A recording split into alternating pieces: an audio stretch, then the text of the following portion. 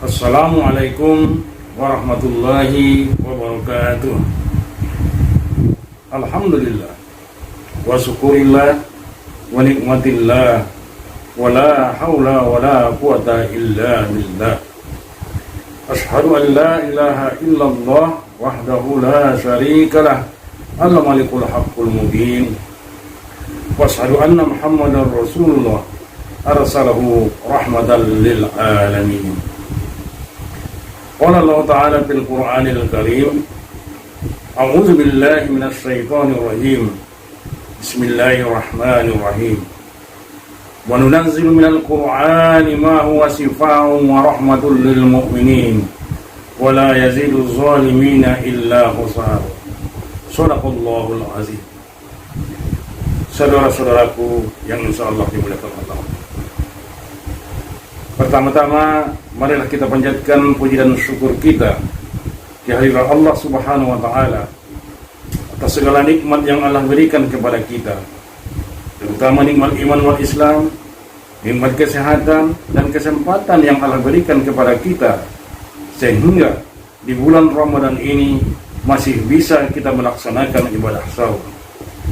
Sebagaimana kita ketahui bersama, suasana Ramadan tahun ini adalah sangat berbeda dengan tahun-tahun kemarin.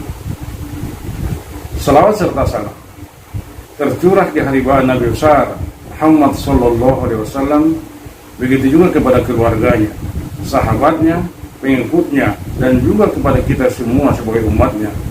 Mudah-mudahan kita nantinya termasuk umat Rasulullah yang mendapatkan syafaatnya nanti di yaumil akhir. Di dalam kita menjalani kehidupan ini, berbagai macam persoalan hidup yang kita hadapi. Mulai persoalan yang kecil sampai dengan persoalan yang besar. Dan persoalan-persoalan ini ada yang mudah kita atasi dan ada pula yang sulit kita atasi. Bahkan ada persoalan yang satu belum kita selesaikan, sudah ada pula persoalan yang lain. Kita sebagai muslim harus menyikapi ini dengan bijak. Allah telah menurunkan Al-Quran kepada kita sebagai pegangan hidup, sebagai solusi terhadap semua permasalahan. Bagi seorang muslim yang tidak menjadikan Al-Quran ini adalah sebagai pembimbing hidup dalam menyelesaikan permasalahannya, tentu ini akan menimbulkan kebingungan. Kebingungan nanti akan menimbulkan kekalutan, dan kekalutan nanti akan menimbulkan tindakan-tindakan yang menyebabkan kerugian kepada dirinya sendiri dan juga kepada orang lain. Bahkan menimbulkan kerugian baik di dunia maupun nanti di akhirat. Al-Kisah, suatu ketika sahabat Rasulullah yang bernama Ibnu Mas'ud didatangi oleh seseorang, dan dia pun mengadu kepada Ibnu Mas'ud, "Wahai Ibnu Mas'ud, berikanlah nasihat kepada aku. Di dalam beberapa hari ini aku kurang sakinah, jiwaku resah, pikiranku pun gundah.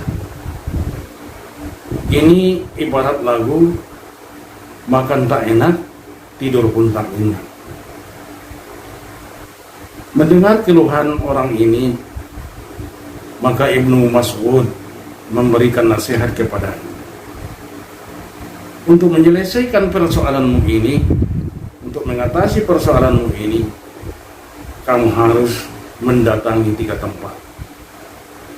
Yang pertama, datangilah tempat orang-orang yang membaca Al-Quran secara bergiliran, dan kamu duduk di situ dan ikut membaca Al-Quran. Sekiranya kamu tidak bisa membaca Al-Quran, kamu cukup mendengarkannya saja. Yang kedua, kamu harus mendatangi majelis-majelis ilmu, majelis-majelis zikir yang mendekatkan hatimu kepada Allah. Yang ketiga, carilah tempat di malam yang sunyi dan bertahajudlah dan berdoalah kepada Allah dan sampaikanlah segala permasalahan, karena sesungguhnya Allah lah yang bisa mengatasi segala persoalan hidup daripada hamba-hambanya. Setelah dia mendapatkan nasihat itu, dia pun pulang ke rumahnya. Diambilnya lah air wudhu dan dia sholat. Dan setelah itu dia membaca Al-Quran. Dibacanya lah Al-Quran itu dengan pelan dan dihayatinya apa yang terkandung di dalam Al-Quran itu. Setelah dia membaca Al-Quran ini, maka jiwanya pun menjadi tenang, pikirannya pun tenteram, dan kegelisahannya pun menjadi hilang. Itulah Al-Quran. Allah turunkan Al-Quran itu adalah sebagai obat, sebagai penawar dan penyembuh dari berbagai macam persoalan hidup manusia, dan mendatangkan rahmat dari Allah Subhanahu wa Ta'ala. Sebagaimana firman Allah Subhanahu wa Ta'ala dalam surat Al-Isra ayat 82, A'udzu billahi minas syaitonir rajim.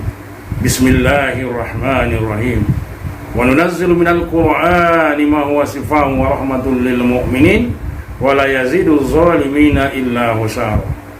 Dan kami turunkan dari Al-Qur'an menjadi penawar dan rahmat bagi orang yang beriman, sedangkan bagi orang yang zalim akan menambah penderitaan mereka.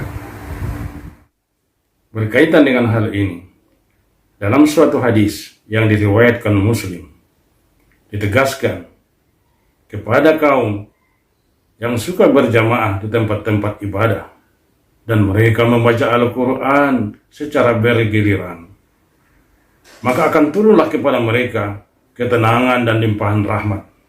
Mereka akan dijaga oleh para malaikat dan Allah selalu mengingat mereka. Ini menunjukkan kepada kita betapa Allah sangat memuliakan dan menyayangi orang-orang yang membaca Al-Quran. Rasulullah memerintahkan kita agar setiap penghuni rumah tangga muslim menghiasi rumahnya dengan lantunan ayat suci Al-Quran. Rumah yang tidak dibacakan Al-Quran akan menimbulkan banyak keburukan, kegersangan jiwa, dan kesempitan hidup. Bahkan rumah yang tidak dihiasi Al-Quran diibaratkan adalah seperti kuburan. Saudara-saudaraku, dengan membaca Al-Quran akan memberikan inspirasi dan motivasi dalam kehidupan kita. Inilah Al-Quran yang menjadi pedoman dan pelajaran bagi siapa saja yang mempercayainya dan mengamalkannya. Dan indahnya Al-Quran kalau kita menghayatinya dan diamalkan dalam kehidupan kita sehari-hari. Saudara-saudaraku, inilah kultum yang saya sampaikan. Mudah-mudahan ada manfaatnya bagi diri saya sendiri dan juga bagi kita semua. Wallahu muwaffiq ila aqwamit thoriq. Assalamualaikum warahmatullahi wabarakatuh.